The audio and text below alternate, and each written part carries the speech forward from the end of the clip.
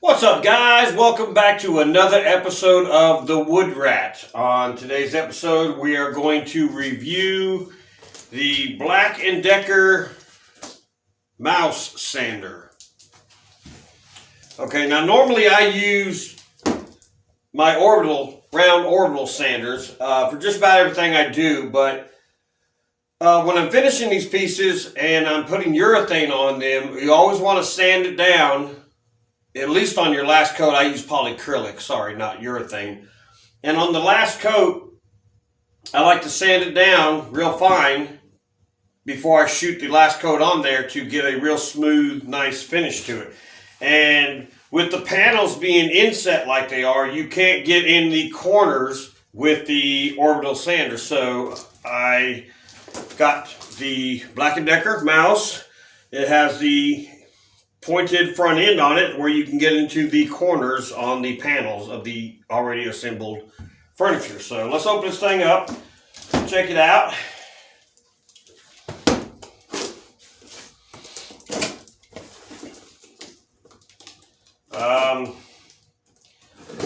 This thing, now the reason I bought this is I know somebody that has one of these, and I have used it several times before and was always pleased with the way it operated, the way it felt, and seemed to be a pretty decent sander, which is the reason I bought this. I got this off Amazon, $26, literally $26. That's it. Of course, tax on top of that, but you just can't beat that. That's a fantastic deal.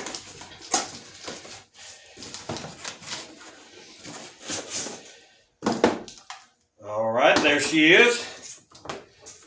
I just like the way this thing feels. It's got a nice handle here. You can keep a good grip on it. It's not really big, so you can get into pretty tight spaces with it. And as you can see, nice and pointed there to get into those corners. It has dust collection on it.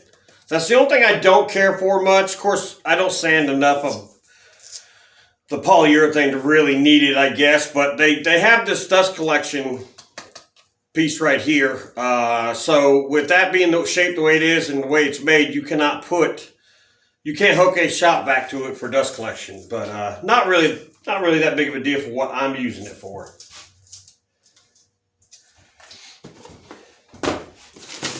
All right.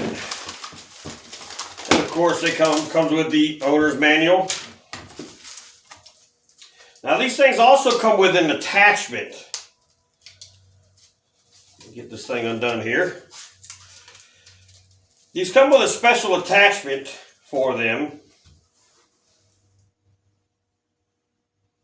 that attaches to the front here somehow.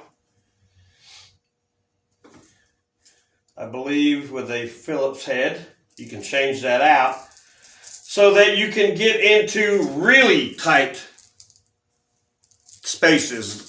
Say you were sanding the seat of a chair and the chair has spindles on the back and you only have a little bit of room in between the back spindles. You can get in there with something like that. So that's something I will very rarely, if ever, use, but obviously nice to have if I need it.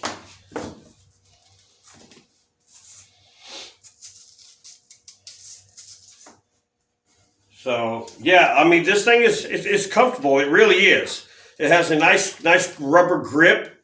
This all here is rubber, and this here as well. I guess if you would ever need to two-hand, I don't really see why you would with something so small and light, but it seems to be pretty well made. It doesn't feel cheap or chintzy. I know everybody shoots down Black & Decker, but they really stepped up their game over the years.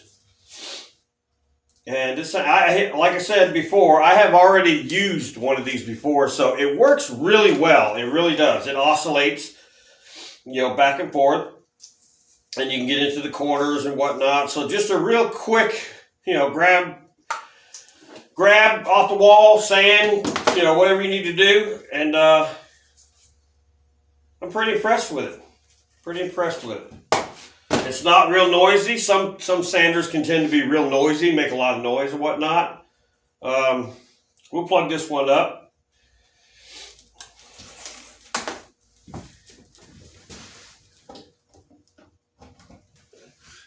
There we go. Not real loud. I'm sure you can easily hear me talking over this thing. Not real loud, but yeah, it moves pretty good. And of course, it has the hook and loop, and it comes with some sandpaper here. But I went on Amazon and ordered a large pack of 240, which is what I need to do finishing coats on my furniture. So now they make these come on and off, and I'm not real sure what for. I guess I'll have to read the manual and figure that out, because I was thinking that it was for the piece that went on the front that these would go on there, but as you can see, it obviously is not. So I'll have to read the manual and figure out what exactly. Now, the ones I ordered off Amazon, it doesn't have these two tabs up here. It just has that. And this is removable, though. So I guess you can remove that and put that on there. I don't know. Like I said, I'm going to read the manual. Sometimes you just got to give in and read the manuals. So this is going to be one of those times. But for what I need to use it for, you know, it's going to get the job done nicely. So Black & Decker, Amazon, $26. Works really well. I've had no issues with the ones I've used in the past. And it's real small, lightweight. I mean, really, really good sander. I'm impressed with it. I like it a lot. I might even look into getting a Black & Decker orbital sander. I've been using Ryobi's. Let's see here. Ryobi's orbital hook and loop sanders. And I have gone through 3 of these things in the past couple years, two years, maybe 3, if that. And it's really kind of odd. I keep having the same problem with them. They seem, I don't even know if I can really explain it. They get to where they don't speed up and continually, man, I'm really not sure how to say it. They tend to slow down. The speed kind of very kind of goes up and down. And as you go to use it, as soon as you touch the wood, it slows down. It wants to try and walk. They really go to acting weird. And I've had 3 of them do this to me so far. So I think what I'm going to do is look into maybe an orbital sander made by Black & Decker and give that a try, because I use Ryobi impacts and drivers and drills and cordless saw, and I've always had really good luck with anything Ryobi. But the sanders, not so much. I would not recommend buying a Ryobi orbital sander. I wouldn't do it. So, all right. Well, thank you very much for watching. Please like and subscribe if you enjoyed the video and would like to see more content on some of the tools that I buy and I use. We're going to try and turn out some more content as far as woodworking itself, because we haven't done a whole lot of that lately. But so yeah, like, subscribe, share, comment if you like.